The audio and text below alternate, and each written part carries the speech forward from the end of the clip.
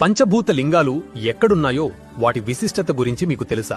పృథ్వీలింగం, ఆకాశలింగం, జలలింగం, అగ్నిలింగం, వాయులింగం, వీటిని పంచభూత లింగాలు అంటారు.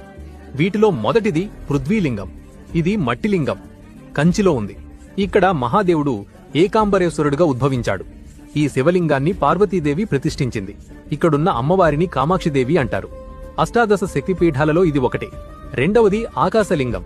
ఇది తమిళనాడులోని చిదంబర క్షేత్రంలో ఉంది. ఆకాశలింగం దర్శనం రహస్యమైన ఆకాశం వలి శూన్యంగా కనిపిస్తుంది. ఇక్కడ లింగ దర్శనం ఉండదు. అందుకనే చిదంబర రహస్యమని పేరు కూడా వచ్చింది. ఇక్కడ నటరాజస్వామి, శివకామి సుందరీదేవి అమ్మవారు మాత్రమే ఉంటారు. మూడవది జలలింగం. ఈ లింగం కింద ఎప్పుడూ నీటి ఊట ఉండడం వలన దీనిని జలలింగం అంటారు. ఇది తమిళనాడులోని తిరుచినాపల్లి సమీపంలో గల జంబుకేశ్వర క్షేత్రంలో ఉంది. ఇక్కడ స్వామివారు జంబుకేశ్వరుడు, అమ్మవారు అఖిలాండేశ్వరి. బ్రహ్మహత్య పాతక నివారణ కోసం మహాదేవుడు ఇక్కడ జంబుకా వృక్షం కింద తపస్సు చేసినందుకే శివుడికి జంబుకేశ్వరుడు అని పేరొచ్చింది. నాలుగోది అగ్నిలింగం. తమిళనాడులోని అరుణాచలంలో తిరువన్నమాలై క్షేత్రంలో జ్యోతిర్లింగంగా ఉద్భవించాడు. అరుణాచల శిఖరంపై ఒక అగ్నిలింగం ఉద్భవించి తేజోలింగమయ్యాడు. ఆయన పేరే అరుణాచలేశ్వరుడు.